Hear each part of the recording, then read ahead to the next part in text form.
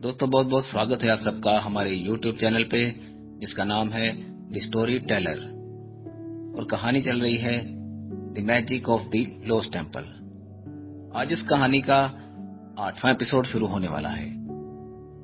जैसे ही नोनी की नींद खुली उसने देखा बरामदे में उसके दादाजी खड़े हैं जिन्हें वो प्यार से अज्जा बुलाती है। वो अपने 2 मजदूरों के साथ कुछ बातचीत कर रहे थे। नोनी ने गौर से सुना तो पता चला कि नोनी के दादाजी खेतों में जाने वाले हैं, जहां जाकर वो पके हुए कद्दुओं को तोड़ेंगे और शहर जाकर उन्हें बेचेंगे। नोनी को ये सब कुछ बड़ा मजेदार लगा। वो भागी भागी अपने दादा के पास आई और कहने लगी, दादाजी मैं भी आपके साथ खेतों में जाना चाहती हूँ। नोनी के दादा ने उसे प्यार से समझाया, देखो बेटे, आज बहुत गर्मी है और हम खेतों में काम करने जा रहे हैं। वहां हमें काफी समय लग सकता है और इतनी देर वहां पर रहना तुम्हारे लिए आसान नहीं होगा बेटा। कोई बात नहीं दादाजी, मैंने सर पे हैट भी पहन ली है और मुझे ये सब करने में बड़ा मजा आएगा। आज तक मैंने कभी भी पंपकिन खेतों में नहीं देखे। मैंने तो बस बड़े बड़े मॉल्स में ही देखे हैं। अपनी मीठी मीठी बातों से नोनी ने अपने दादा को मना ही लिया। खेतों में पहुंचने पर पता चला कि वहां तो सैकड़ों की गिनती में पंपकिन्स पड़े हुए हैं जिन्हें काटने में काफी समय लग सकता है। अज्जा ने एक कुर्सी ली और उसके ऊपर बैठ गए। दोनों मजदूरों ने काम करना शुरू कर दिया और देखते ही देखते स्मूथली वर्किंग शुरू हो गई। नोनी कुछ देर इधर उधर टहलती रही और बाद में अपने दादा के साथ बातें करने लगी। अज्जा, क्या आपने सोमनी अक्का के बारे में कुछ सुना है? और वो परियां जो चांद से आया करती थी, आपको मालूम है?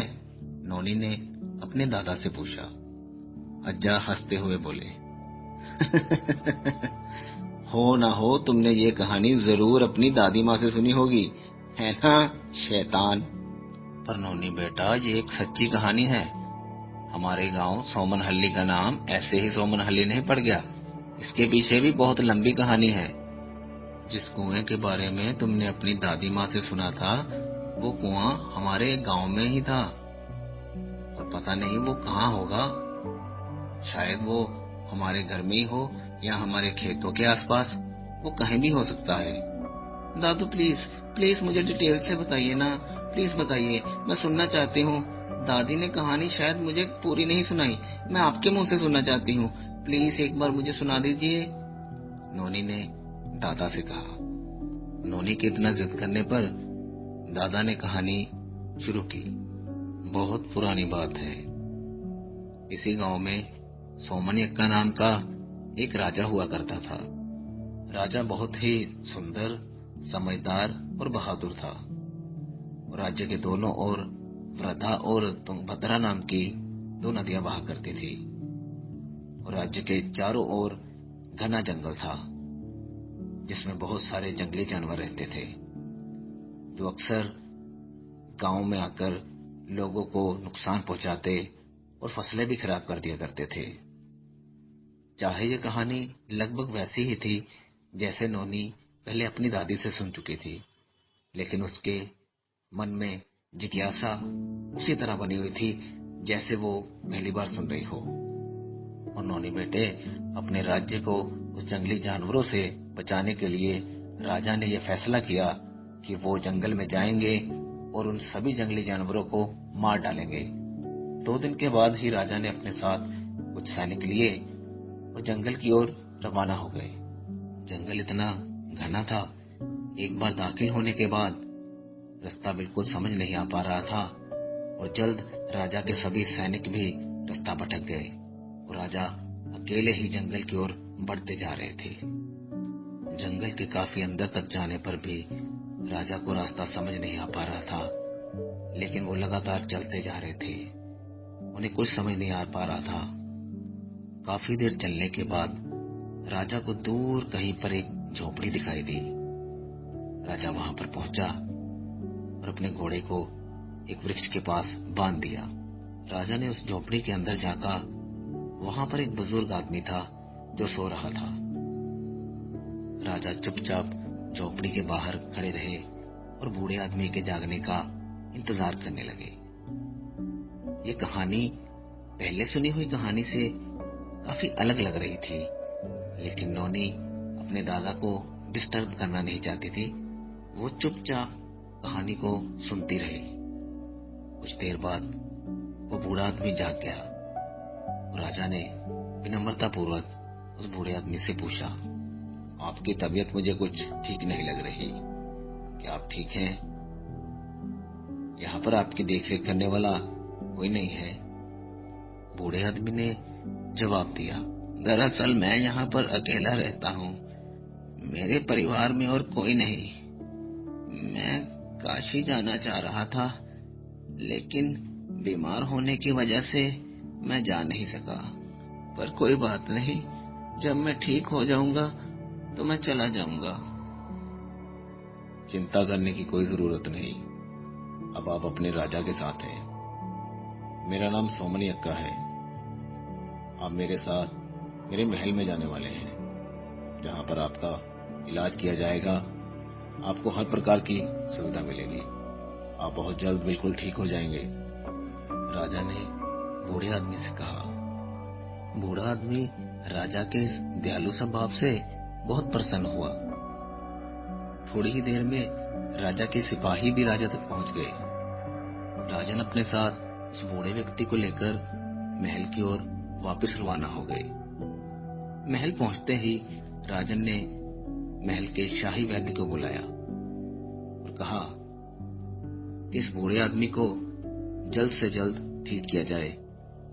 शाही वैद्य अपने राजा की आज्ञा पाकर उस बूढ़े आदमी की देखभाल में जुट गए। महल में उस आदमी के खाने पीने, रहने, सोने आदि का भी विशेष ध्यान रखा जाता और देखते ही देखते लगभग 1 महीने में वो बूढ़ा आदमी बिल्कुल स्वस्थ हो गया। जब राजन को इस बात का पता चला तो उन्होंने उस बूढ़े आदमी को दरबार में बुलाया। उस बूढ़े आदमी को सामने देखकर राजा बहुत खुश हुए और उसको काफी सारा धन दिया और कहा, ये सारे पैसे लेकर आप अपनी यात्रा को पूर्ण कीजिए। आप जहां जहां जैसे भी जाना चाहते हैं, खुशी खुशी जाइए।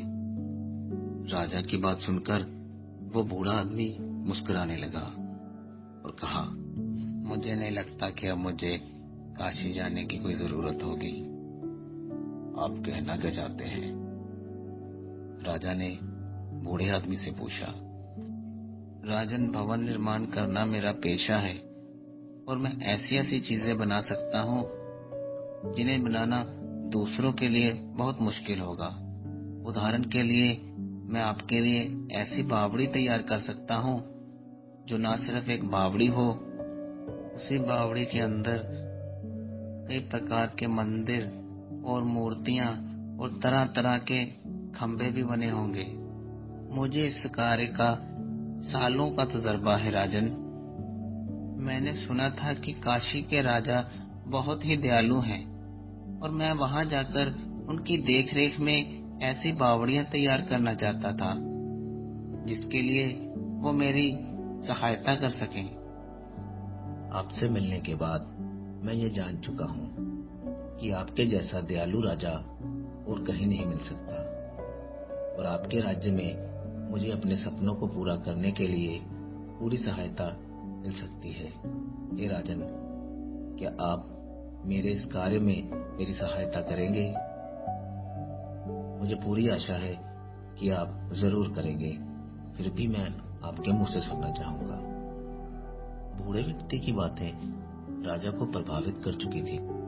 राजा कुछ देर तक अपने मन में कुछ सोचते रहे और फिर बोले, अपने राज्य में इस प्रकार की कलाकृतियां मैं जरूर तैयार करवाना चाहूंगा, मगर क्या राजन?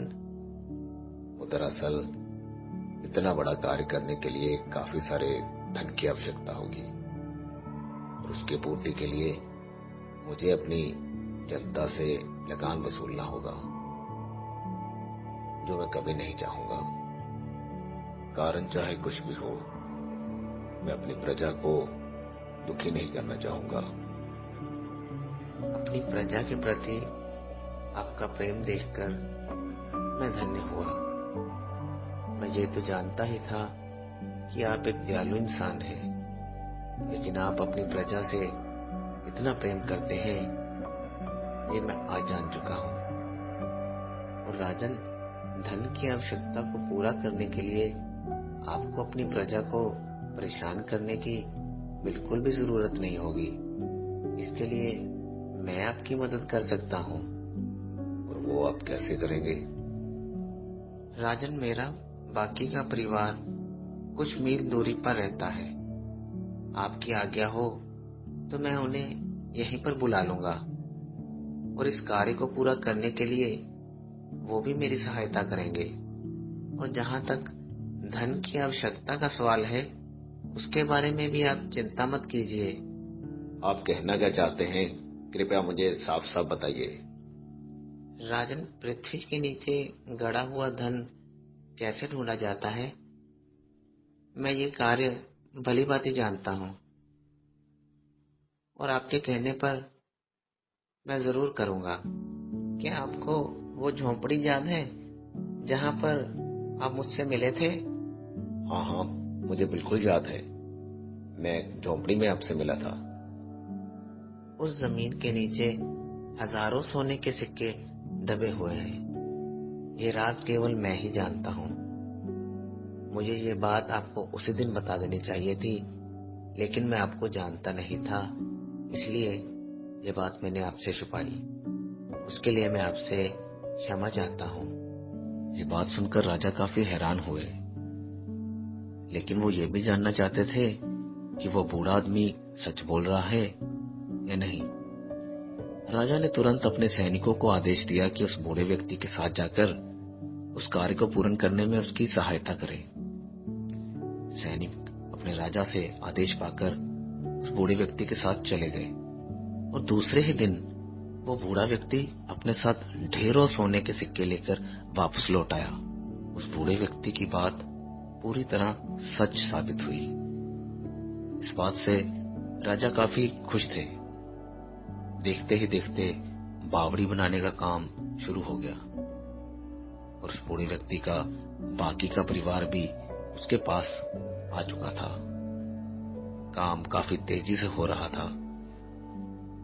फिर भी उस मंदिर के निर्माण को पूर्ण करने में लगभग 4 वर्ष लग गए, लेकिन यह मंदिर इतना भव्य और सुंदर था, ये किसी जादू से कम नहीं था। कुछ दिन और बीते और वो बूढ़ा आदमी राजा के सामने पेश हुआ।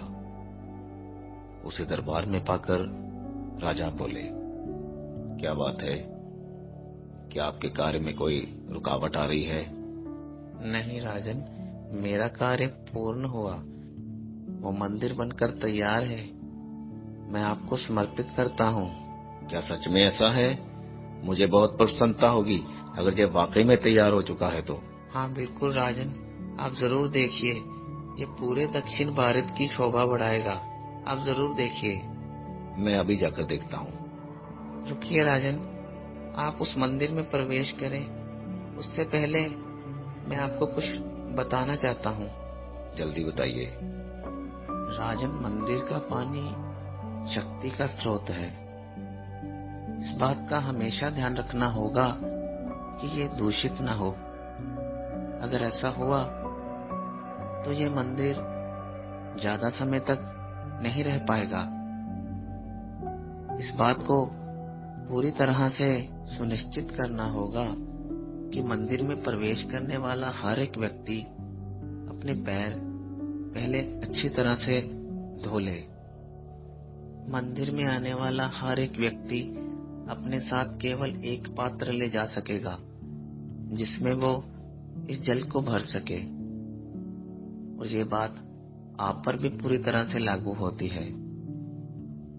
ठीक है, इसके अलावा और कुछ? राजा ने बूढ़े व्यक्ति से कहा।